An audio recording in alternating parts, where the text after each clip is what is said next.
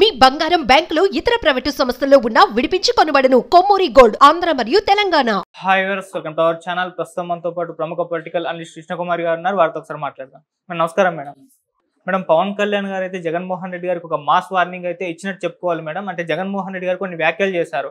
మా నేతల్ని తప్పుడు కేసులు పెట్టి అరెస్ట్ చేస్తే ఊరుకునేది లేదని చెప్పేసి ఐఏఎస్లకు వీళ్ళకి వార్నింగ్ ఇచ్చారు.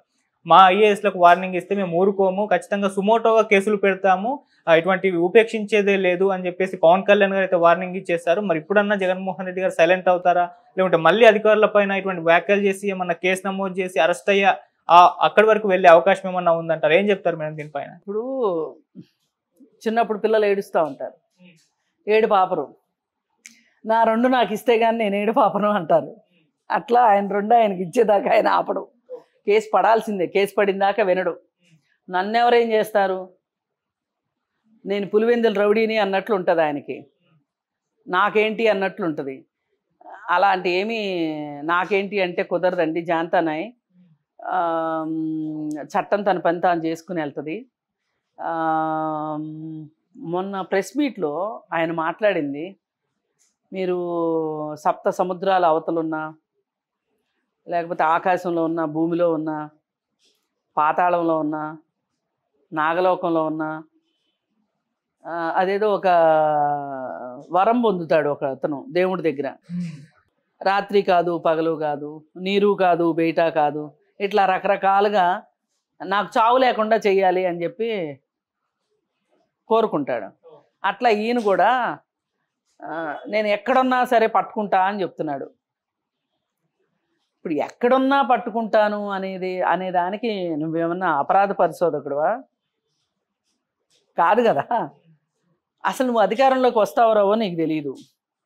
నీకు అధికారంలోకి వచ్చినప్పుడు నువ్వేం చేసావు? అసలు మీ నాన్న అధికారంలో ఉన్నప్పుడు ఏం చేసావు? మీ నాన్న అధికారంలో ఉన్నప్పుడు క్విడ్ ప్రోకో ద్వారా వ్యాపారస్తుల్ని, ఐఏఎస్ని, ఐపీఎస్ని, అలాగే మంత్రుల్ని, 4 రకాల వాళ్ళని జైల్లో పెట్టించావు. సిబిఐ కేసులు ఉన్నాయి వాళ్ళ మీద, ఇంకా కేసులకు తిరుగుతున్నారు. ఇక్కడ సబితా ఇంద్రారెడ్డి గారు తిరుగుతుంది, అక్కడ మోపిదేవి వెంకటరమణ తిరిగాడు. శ్రీలక్ష్మి ఐఏఎస్, వ్యాపారస్తులుగా చూసుకుంటే మ్యాట్రిక్స్ ప్రసాద్, పివిపి ప్రసాద్, కోనేరు ప్రసాద్, ఇలా చదువుకుంటూ వెళ్తే లిస్ట్ ఉంటుంది. పెన్నా సిమెంట్స్, ప్రతాప్ రెడ్డి, వీళ్ళందరూ ఫార్మాస్యూటికల్ కంపెనీల దగ్గర నుంచి, రియల్ ఎస్టేట్ కంపెనీల దగ్గర నుంచి ఎవరిని వదలకుండా, ఏదో పిల్లికి ఏ ఇంట్లో మాంసం ఉందో వాసన వస్తుందంట బాగా, అట్లా ఎవరి దగ్గర వైట్ ఉందో చూసి వాళ్ళందరితోకి నువ్వు ఏమంటారు పాచికలేసి వాళ్ళందరినీ జైలుకి పంపించావు. వాళ్ళందరి దగ్గర వైట్ ఓడబెరుక్కొని నీ కంపెనీల్లో జమ చేయించుకుని జైలు పాలు చేసావు. ఇప్పుడు వాళ్ళు అబోదిబో అని ఏడుస్తున్నారు. చెప్తే సిగ్గుపోద్ది, చెప్పకపోతే ఇంకేదో పోద్ది అన్నట్టు ఉన్న వాళ్ళ పరిస్థితి. మరి నువ్వు ఇంత ఇదిగా వాళ్ళ అబ్యూజ్ చేసి వాళ్ళందరినీ వేధించి, ఇవాళ పోయినసారి నీ ప్రభుత్వంలో కూడా ఇట్లాగే అధికారులు ఎంత ఎట్లా అంటే జోకర్లు చేసేసావు. ఇప్పుడు సంజయ్ ఉన్నాడు, పొన్నవేలు సుధాకర్ రెడ్డి ఉన్నాడు, సిఐడి సంజయ్, వాళ్ళిద్దరూ ఢిల్లీ వెళ్ళి ప్రెస్ మీట్ పెట్టారు. సర్వీస్ రూల్స్ ప్రకారం పెట్టొచ్చు, అట్లా పెట్టకూడదు. చేయకూడని పనులు చేపించావు నువ్వు. అలాగే అధికారుల చేత అనరాని మాటలు అనిపించావు, అన్నీ చేయించావు. మళ్ళీ ఇప్పుడు ప్రతిపక్షంలోకి రాగానే మళ్ళీ ఈ మాటలు. ఇది ఏది చూసినా సరే నీకు ఇప్పుడు వీళ్ళు ఒకటే మాట ఏమంటారంటే లోకేష్ రెడ్ బుక్ అంటారు. లోకేష్ రెడ్ బుక్ను కూడా నేను 100కి 100% నేనేమీ సమర్థించను. అది వాళ్ళ కార్యకర్తల్లో ఒక ధైర్యాన్ని నింపటానికి రెడ్ బుక్ అతనికి ఒక ఆయుధంలాగా పనికొచ్చిందేమో కానీ, ఆ రెడ్ బుక్ ప్రకారం ఆయన నేను చర్యలు తీసుకుంటాను, కేసులు బుక్ చేస్తాను అంటే రాజ్యాంగం చూస్తా ఊరుకుంటుందా? ఊరుకోదు. మీరు ఆ వంక పెట్టి వాళ్ళు అది చేశారు కాబట్టి నేను ఇది చేస్తాను అంటే కుదరదు కదా. పోనీ ఆయన రెడ్ బుక్ అన్నాడు, నోరు అరిగిపోయేటట్టు మాట్లాడాడు, వచ్చింది నెలలైంది. రెడ్ బుక్ ద్వారా ఏం చేశాడు చెప్పండి? ఏమైనా చేసుంటే ఇవాళ పూర్తిగా తెలుగుదేశం పార్టీ కార్యకర్తల్లో కావచ్చు, తెలుగుదేశం పార్టీ సానుభూతి పరుల్లో కావచ్చు, మామూలుగా రాజకీయాలని అర్థం చేసుకునే వాళ్ళు కావచ్చు, అందరూ పూర్తి నిరాశలోను పూర్తి కోపంలో ఉన్నారు. వాళ్ళు ఇంత చేస్తే వైసీపీ వాళ్ళు, వీళ్ళు ఏంటి ఏమీ చేయరు, వీళ్ళు ఇంత చేతగాని వాళ్ళ, అసలు చంద్రబాబు నాయుడు ఇంత పిరికివాడా, ఎందుకు ఇట్లా ఊరుకుంటున్నాడు, అధికారం వచ్చిన తర్వాత కూడా మరి అట్లాంటి అధికారం కూడా కాదు, కూటమి ప్రభుత్వానికి 164 సీట్లు, మళ్ళీ కూటమిలో బీజేపీయే ఉంది, పైగా ఏదంటే అది సమర్థించుకోగలిగిన పవన్ కళ్యాణ్ పక్కనే ఉన్నాడు, ధైర్యంగా మాట్లాడే లోకేష్ ఉన్నాడు, అయినప్పటికీ ఎందుకు చంద్రబాబు నాయుడు జంకుతున్నాడు అని ప్రపంచం మాట్లాడుకుంటుంది. ఇది 8వ వింతగా మాట్లాడుకుంటున్నారు అందరూ.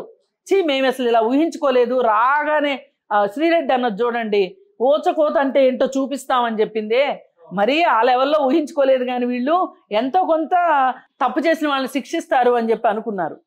కానీ వాళ్ళ వైపు నుంచి అట్లాంటిది ఏమీ కనిపించట్లేదు. కనిపించినప్పుడు ఇక నువ్వేం మాట్లాడితే ఏం ఉపయోగం,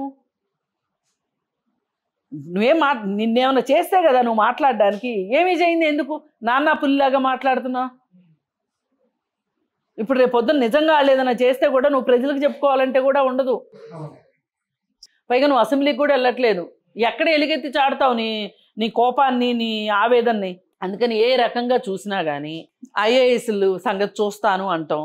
నీకు తెలిసింది మహా అయితే ఐఏఎస్ల ద్వారా సంతకాలు పెట్టించుకుని అవినీతి చేసి వాళ్ళని జైలు పాలు చేయటం తప్పితే నీకు అంతకంటే నీకేమీ తెలియదు.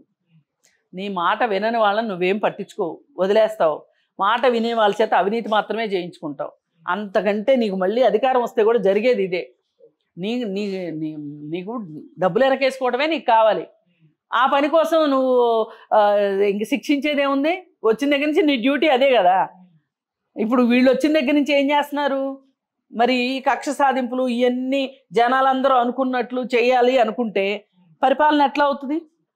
ఆయన వచ్చిన దగ్గర నుంచి ఏమని చెప్పాడు? నాకు పోలవరం అమరావతి 2 కళ్ళు అని మొదలెట్టి ఏదో అమరావతి శుభ్రం చేయించుకుంటున్న దగ్గర నుంచి మొదలెట్టాడు. ఈలోపు వరదలు వచ్చినాయి, ఏదో చేసుకుంటూ వెళ్తున్నాడు. ఇప్పుడు ఆ రాష్ట్రం ఉన్న పరిస్థితుల్లో చేయగలిగినంత చేసుకుంటూ వెళ్తున్నాడు.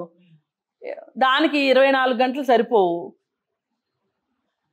మళ్ళీ దానిలో పిట్ట కథలో పిల్ల కథలాగా వీళ్ళ మీద కక్ష సాధించాలంటే ఎక్కడ కుదురుతుంది? కానీ ఎందుకైనా మంచిది అని ఒక డైలాగ్ వేస్తున్నాడు. అంటే ఒకవేళ ఎవరన్నా తనకు పనిచేసినట్లు ఈ ప్రభుత్వంలో కూడా పనిచేస్తారేమోనని వాళ్ళకి ముందరకాల బంధాలు వేస్తున్నాడు అనమాట. అందుకే పవన్ కళ్యాణ్ కూడా ఏం చెప్పారు? నువ్వు ఇంకొకసారి ఎక్కువ తక్కువ మాట్లాడితే సుమోటో కింద కేసు బుక్ చేస్తామని చెప్పారు. ఆ మాట కరెక్టే. సుమోటోగా అసలు రాజ్యాంగం ఇచ్చిందండి హక్కు. ఇప్పుడు మనం ఒక బ్యాంక్కి వెళ్తాం, ఏమి రాసి ఉంటుంది అక్కడ? బ్యాంకు విధులకి ఆటంకాలు కలిగించిన, బ్యాంకు సిబ్బందితో దురుసుగా వ్యవహరించిన ఫలానా సెక్షన్ కింద మీరు శిక్షార్హులు అని ఉంటుంది.